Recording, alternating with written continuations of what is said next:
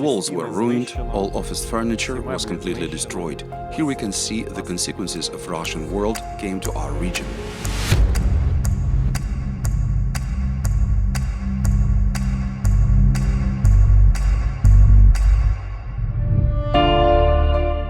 Company Best is the biggest operator in Kyiv region now and provides services to its internet subscribers, using its own fiber optic network for thousands of kilometers, and serves to about 100,000 subscribers in more than 100 different cities in Kyiv region.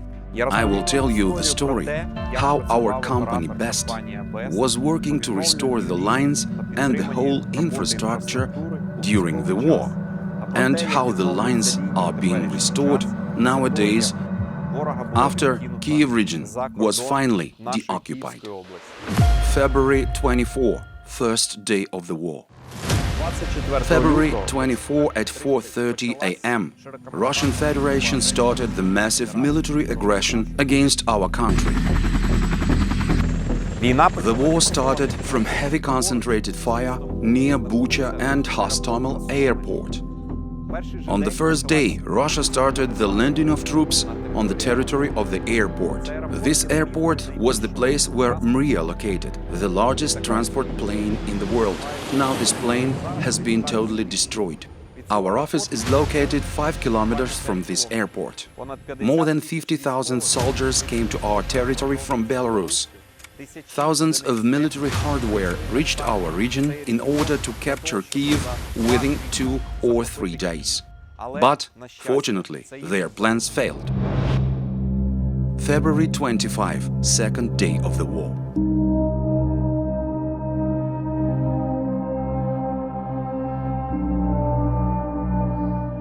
This is the bridge across Irpen River. This is the main road connecting the capital with the western part of Ukraine.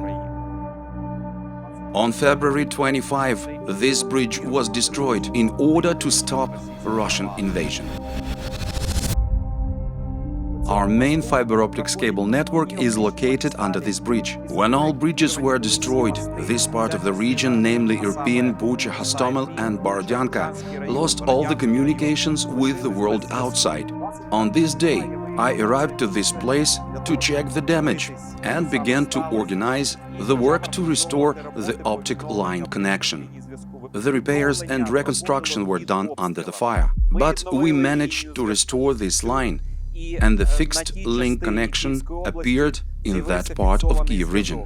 There was no mobile telephony in this region at that time. More than 100,000 inhabitants live in this part. All these people were actually cut off from the world. They weren't able to evacuate, didn't have any active info channels. So it was very important for us to restore this line and connect the people to the world. When the line was restored, I realized that there would be many more problems in the future.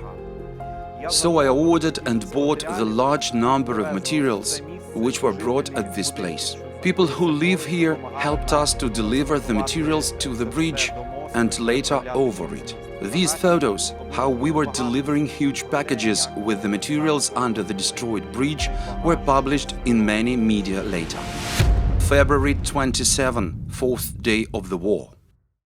Now we are in Bucha at Vokzalna Street. On February 27, the huge column of armored vehicles came into Bucha along this street, and it was completely destroyed by Ukrainian armed forces. There is the telephone network here, which connects Bucha with Kyiv. This is the place where the shell hit. You can see the crater made by it. The optic cables were destroyed in this place. I arrived here together with my team and we checked it, found the destroyed place and started the renovation work. We managed to restore the line within 2-3 hours, and the connection appeared in that part, Bucha, Hostomel and Borodyanka region. As all the bridges were destroyed in this region, it was impossible to get any fuel, and we decided to take the fuel tanks from these vehicles and get the fuel out of them. This fuel was enough to us for 2 weeks to maintain the work of generators and cars to continue the repair work in this region. Our office in Irpen was also significantly damaged. Now we are repairing it. This office was able to work for a month from February 24 on the generator. Our municipality and Kyivstar company representatives contacted with me in a few days after we had restored our network and asked us to repair their lines, which were also damaged in this place. My team and I arrived to this region and started a renovation process. But in 30 minutes, we ran into a hot fire. And we could see the powerful armored vehicles coming from both sides into the city.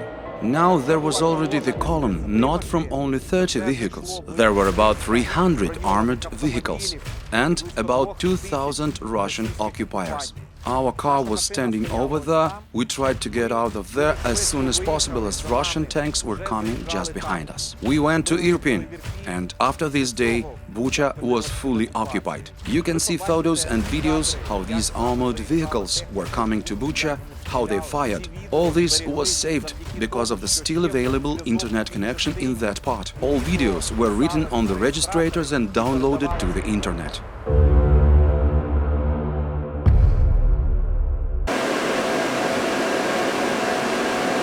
This is our central server premises. We had to evacuate almost all equipment to Kiev in order to maintain the functionality of the network. March 30, 35th day of the war. The huge column of Russian occupiers was destroyed, and the attack on Kiev failed. Russians retreated, and on March 31 I was coming to the city on this street and saw armored personnel carriers and tanks were still smoking. There were still a lot of dead bodies lying everywhere, but I came to Irpen and started the renovation of our network services. This office was completely damaged during hard fights and Russian occupation here. There were 30 armored vehicles just at this place, and orcs lived in the office premises. When we came in, we saw just ruins. I was shocked how savagely the occupiers smashed the walls, the furniture, all our office. We had 100 working places in our office, but all monitors were broken. Walls were broken with sledgehammers. Servers, processors, mainboards also were smashed. All memory cards were just stolen. To destroy and damage all our infrastructure was one of the set targets to Russian occupiers. Russian destroyed mobile towers and critical infrastructure, as internet is the basic need for people nowadays. We have independent internet space in Ukraine, and everybody can comment whatever he wants. We can criticize our president and nobody will be punished for this. Russians came to make us their slaves, and internet network is a real threat for them, as well as people communication with each other. I realized that the damage of the internet network as the critical infrastructure was the main target for them. Otherwise, I just cannot explain such a brutal destruction of it in our region. To organize the repair and construction work in our region, I needed people, cables, and other equipment. The main risks for us were the places not explored by the sappers yet, and there were the places where we had no information at all what happened with our network.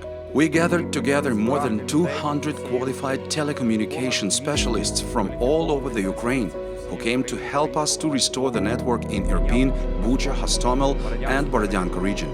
Our main challenge was to renovate all our lines and key communication towers. We managed to do this in 2-3 weeks. Our next task was to put many new lines. There were the areas where the network was totally damaged in our region. I mean that there weren't even any running cable or wire, nothing left. So we had to put all lines from the very start. We laid cables for more than 600 kilometers during 2 months. We established more than 70 welding brigades, equipped them with welding equipment, reflectometers and measuring instruments. Today these brigades continue repairing the network in the region. It was a complex challenge for us, but now thousands of people are very grateful to our and other such companies for their hard work and efforts and the soonest network renovation after the war. Our company served over 100,000 internet users before the war.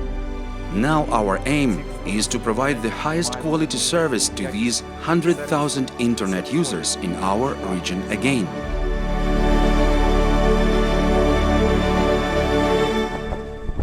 Glory to Ukraine!